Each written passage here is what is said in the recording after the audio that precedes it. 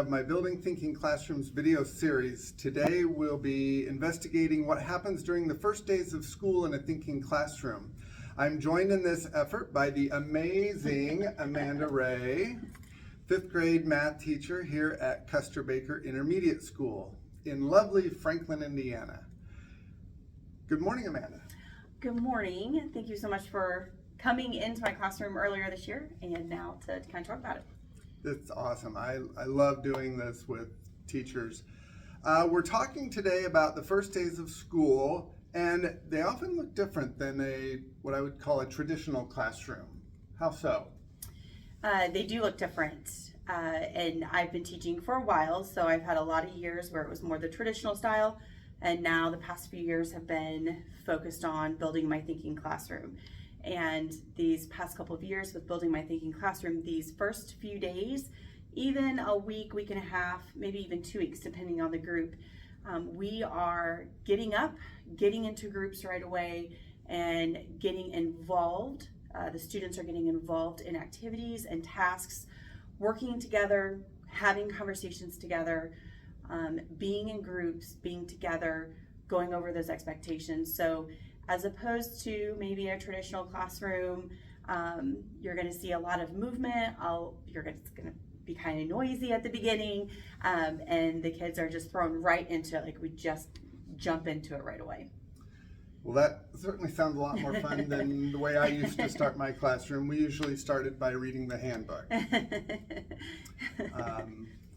And then I would wonder why they were not engaged and excited about my class. So, all right, let's take a look at our first segment. Okay. Why is this what's the difference between standing up and sitting down? Sitting down. You're on your legs. Hold on. Can you, What's the difference in this, Dale? Standing up is not as relaxed as sitting down? Okay. Like if I say I went into my living room and I saw my boys and they were sitting down, what does that kind of make you think that they were probably doing? Maybe napping, playing video games. Yeah. Now, if I go into my living room and my boys are sitting down and I say, hey guys, stand up, and what do you think is going to happen? What do you think I might say? What would be something? Shay? Get up and do something. Get up and do something, be a little more active. Avery? Chores or something, work. So there is a reason why I have you standing. Am I wanting you relaxing or am I wanting you to do work? Do work. So here. In that segment, you were being very transparent about why they're going to be working at the vertical surfaces around the room. Why be so explicit about it with them? Why not just say, today we're going to the boards? Well, I know, again, I've taught for quite a while, so I know what my group work looks like before building thinking classrooms. And I know that it wasn't very good, and the expectations were pretty loose as to what I needed to be seeing. And so me being very explicit at the beginning, giving them the information, I'm looking for their buy-in as to why I'm going to be enforcing or holding some of these expectations. It's important after reading the book. I believe that it is important for students to be standing while they're doing their learning at our vertical surfaces. And I wanted them to know that when they creep back to a chair or kind of sit back, that I'm going to be coming and saying, hey, come on, let's go ahead and stand up and get involved. And the reason why, because at first it is difficult for students who aren't used to this. Their tendency is to move back away, sit down, let others do work, and not be engaged. So I try to make it very clear at the beginning what the expectations are, and that way if I need to do redirecting, it's not a surprise, as to why I'm pointing that out. That you were talking about them creeping back to their desk. I'm reminded of the system trying to defend itself. Yeah. That's what they're used to doing. Exactly. It's just sitting and getting. Yes. And so that's comfortable for them.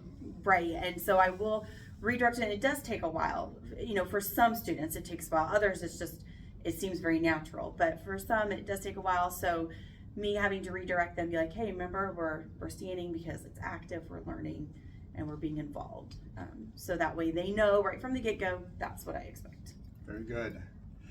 In this next segment, we're going to see some directions that you're giving about the task. Let's take another look. Okay. So here's the work that we're going to do. You are going to be standing, nobody's sitting. Okay, we're going to be standing. And you're going to be in a group of 3, okay? So I'm one of the people in the group of 3. On papers that I have up here, underneath this number 1, there are all these numbers. I want one person in your group to find the number 1. Then I want the second person in your group to find the number 2.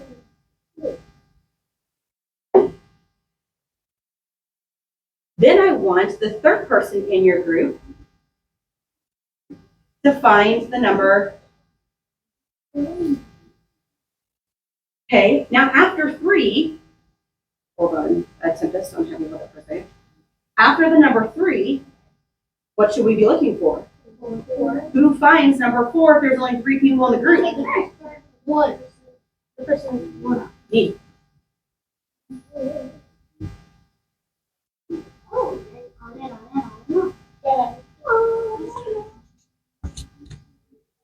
And then We're in an interesting situation this time. We recorded this at the beginning of the year in August, but we're now recording these interviews, our conversation here in November. And so you were really walking them step by step through the process that you wanted them to use and how to work in their groups, again, being very explicit. 2 things. First, what was the purpose of being so step by step with them?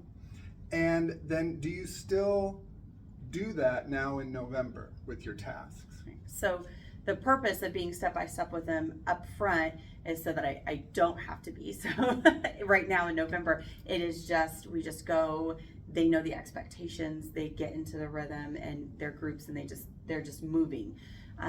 Spending time up front, those first few days when everybody's kind of nervous about being with new peers and a new classroom, a new teacher possibly, that anxiety, and they're not really focused on a lot of things anyways other than just what's happening in the room. That's the perfect time to really bring them in and look at all those procedures, all of those steps that I need them to do, or how they should participate in groups. Then, so that now in November, when we're digging into all these standards and we're just flying through and really going in deep to standards, I don't have to stop and take time away from standard work with our curriculum to go over behaviors or procedures. So by spending time up front, I gain time throughout the year to have more time in class to be doing work, the math work, as opposed to just the structure of how to get to boards and working in groups and kind of the expectations. You read my mind on that one because I hear from a lot of teachers that they're reluctant to give up that time at the beginning of the year, that they feel like, well, I have so much to get through, I've got to get started. Right, and I understand, and I definitely understand that, but also when we're looking at quality, like you want your time to be quality time. And so, at the beginning of the year, it is a lot of get to know you, and they're kind of anxious and nervous anyways. Allow them a chance to focus on things that they really can control, working with one another, being in groups, figuring out how the class is going to run. They're going to feel way more comfortable as the year goes on in being a part of your class and participating in your class when they have an idea right up front as to what it's going to look like and how it goes. So it's definitely worth it. I understand the pressure, and Yeah. but it is for sure worth it. You gain your time back. and I love more. that. I love that. 2 minutes. Okay, now also, how many markers did I have? 1. One. We're actually not going to use a marker. We're going to use a highlighter today. Normally, we will do a marker in math, and we'll have one marker. Today, we're going to have one highlighter. Now, what did you notice about the order? What did you notice about the order? What wasn't happening or what was happening? Patrick? I think it was like clockwise. Okay, sure, you could be in clockwise. Right, when you were doing this, but did I do 2 in a row? Did I do all of them? Did I do 1, Patrick do 1, and then I did 1, and Patrick did 1? No. So everybody has to take a, Highlighter. the highlighter and a turn and find a number. 1 through 100. And did I go 1, and then 5, and then 7? No. No, we went in order. 1, 2, 3, 4. Okay. Now, when we do these activities, guys, we can look around the rooms here. Do you see these playing cards? These are the numbers, or these are the boards that you're going to be assigned to. I'm going to give you a card, and you're going to go to that board. Ace, 2. Now, number 3 is over here. I think I showed you guys this yesterday, right? Yeah. That our aces? Okay. Well, you So- pick up a high. 3 is here. Well, you're not. The highlighter is going to be on this paper. Okay. Oh. So 3 is here. 4. Right there. Okay.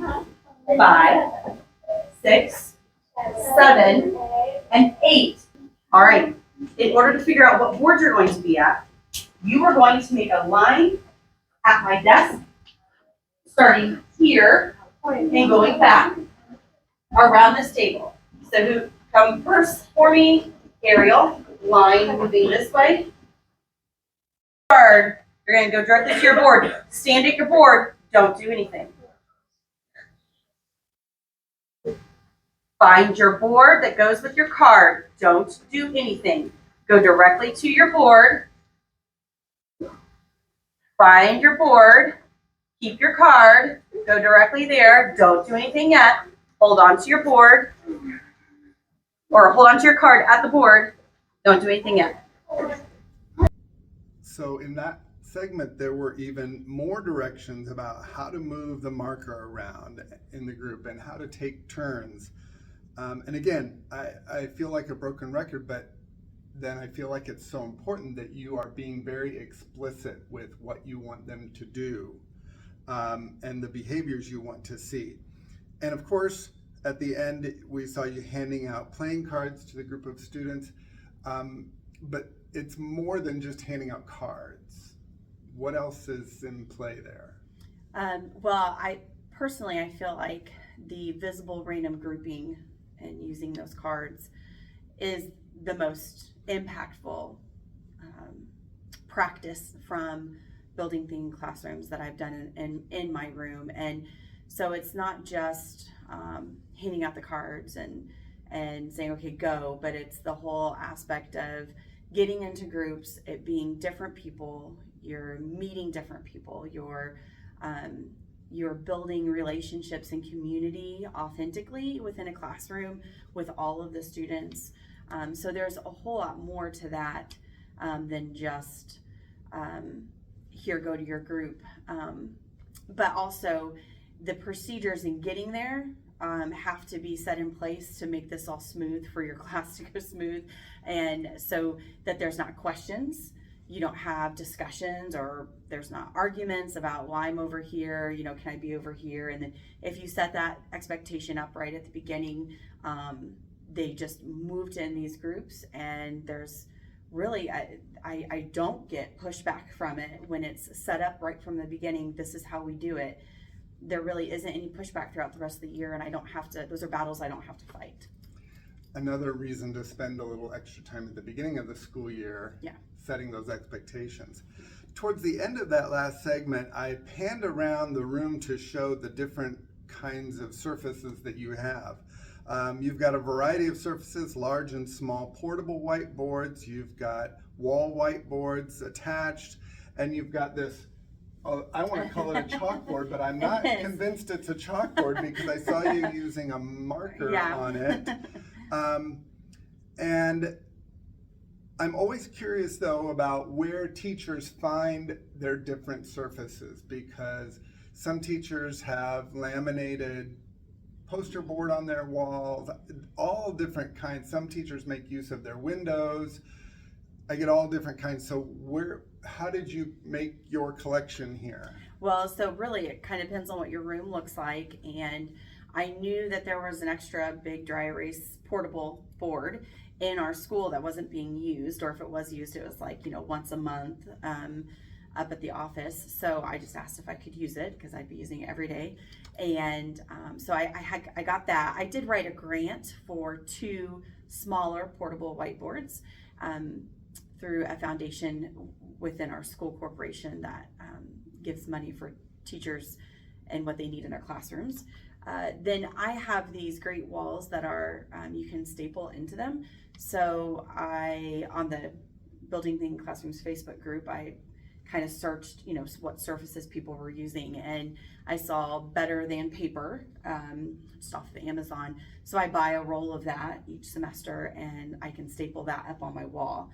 I do have a couple of shower boards even as extra groups in case I've got more move-ins throughout the year and I need more groups than what I start off the year with. So yeah, there's a lot of variety of surfaces. So it really depends on what your classroom has and how your classroom is set up. But those are, all kinds of options that you can do. Yeah. And what is this? This is not a chalkboard, right? Well, you can do chalk on this. Oh, okay. So it's a chalkboard and a dry erase board. So you can use. Interesting. I've never heard of such a thing. Yeah, so there are some teachers that still use the chalk.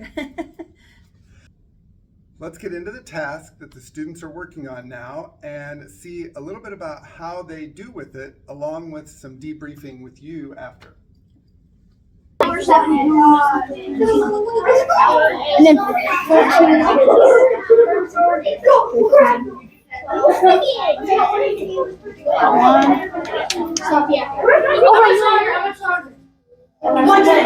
You're halfway. 17.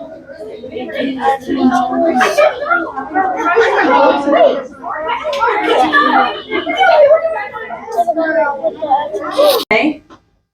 Yeah. Ignoring time, so saying focused on task. Okay. Was there anything that hurt? made it hard to find a lot of numbers? What made it hard to find a lot of numbers? Patrick? There was like a lot of numbers on there, so you had to circle. Okay, so there's a lot of information there. Yeah. Okay. And Kobe, what were you gonna say? They were Out of order. So lots, not in order. That made it hard. Was there anything about how your group was doing things that made it hard? Hunter? They were yelling at you. Okay, question. When somebody says yelling at you, what is that? Rushing? So you were saying like, go, go, go, go? Okay, so rushing you, but yelling. I'm gonna go back to this. How do you know that they're yelling at you? What does that mean? Aloud? Okay, a loud tone of voice. So if somebody is speaking really loud, like do you hear, like I am speaking loud, what am I wanting you to do? Listen. So if somebody's talking really loud, they're probably not mad. They're wanting you to listen to them.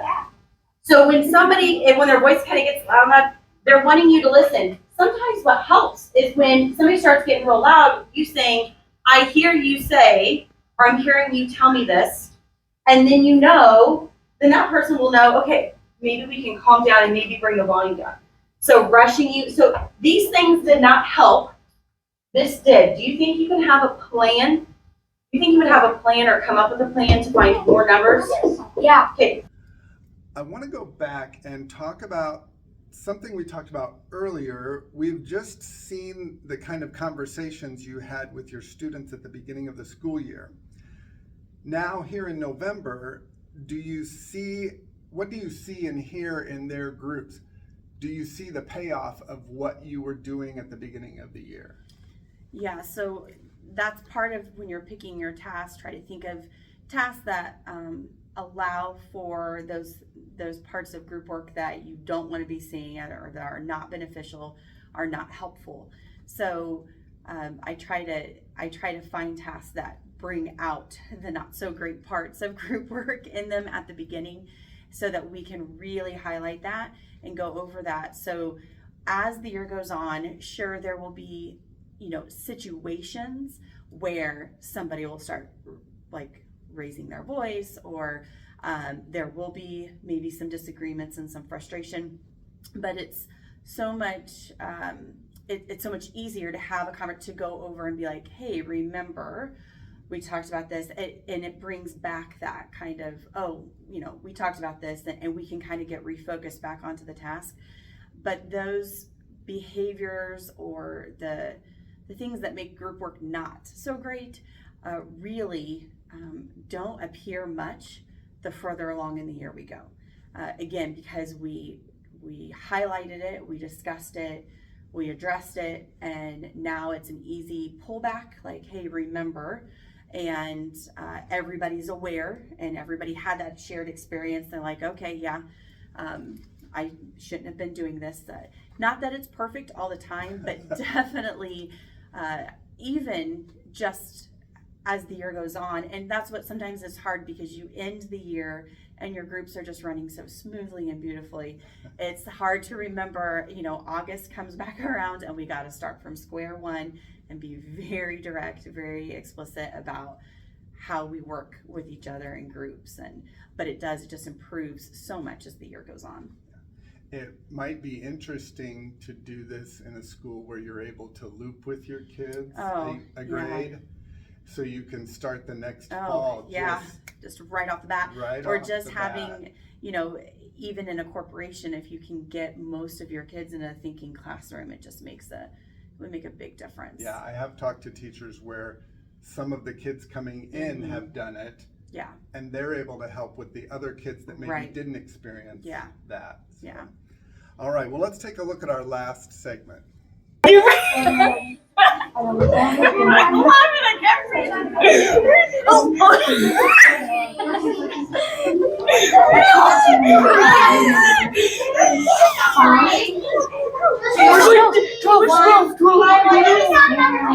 off. Put the cap on. If we identified that yelling and rushing is only going to keep our group from working well, then hopefully people weren't doing that this time. Question: what do you think, when I'm looking around the room, where are you guys looking at, or what are you guys doing? What does it look like when I'm watching you in the room? What should I be seeing? What should it look like? Caden? Oh, you're looking at the paper. Did you see in your group, every single person is turned looking at the paper? And I have a video of it. I can show you. Every group, everybody's looking at the paper. What if somebody's not looking at the paper? What's going to happen? They can't tell you. Go ahead. They can't tell you where the numbers are. Yeah, they're not going to be able to tell you where the numbers are. Okay. Is there who thinks that they got the most? Me. And What'd you guys get, London? 25. Anybody get more than 25? What'd you get? 28. Is there any way that you think that we can get more? Yeah. Yes. Definitely cheating more. By copy. This time, Amanda, you included a little more focus on what the teacher is doing and seeing. I saw that in relation to the students. Talk a little bit about that.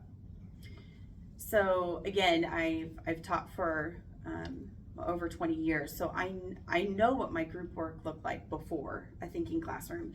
And once I started doing a thinking classroom, I realized how little I was involved in the group work and as the teacher. And I thought, well, these kids, this is going to be different for them as to what I'm looking for, my role in group work.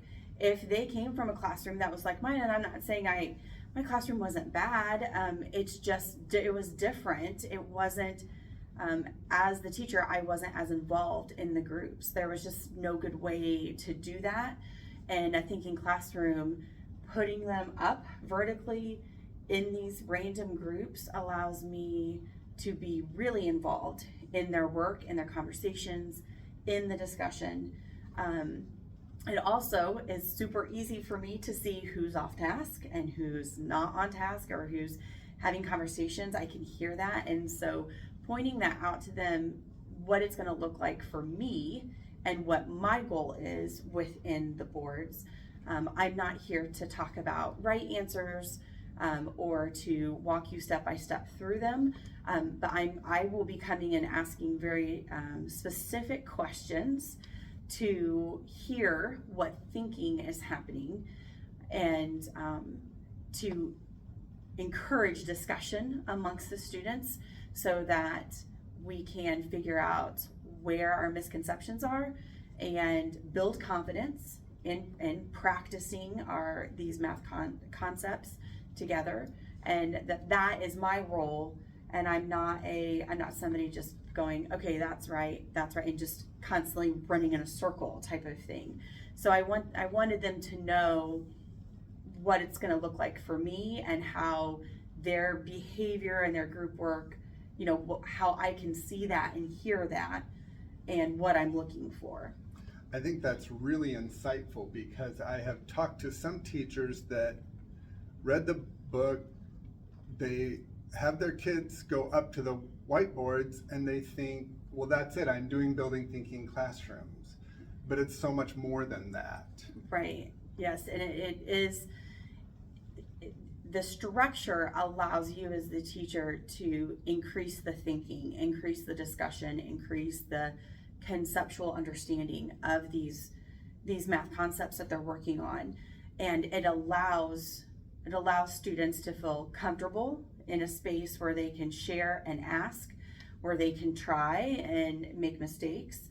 So I'm putting emphasis, and that's part of a building thinking classroom, is you're putting emphasis on the process and not necessarily, we're not looking at the answer from from the very first start of it. We're looking at the process and we're putting value on the discussion and the understanding of the concept, as opposed to just like a check mark on a worksheet, or even if you just did problems up at the board. Okay, yep, you're right, nope, you're wrong, fix it, that type of thing. So it really is putting value on that process of discussion, of exploring, of sharing ideas, and building that deeper conceptual understanding.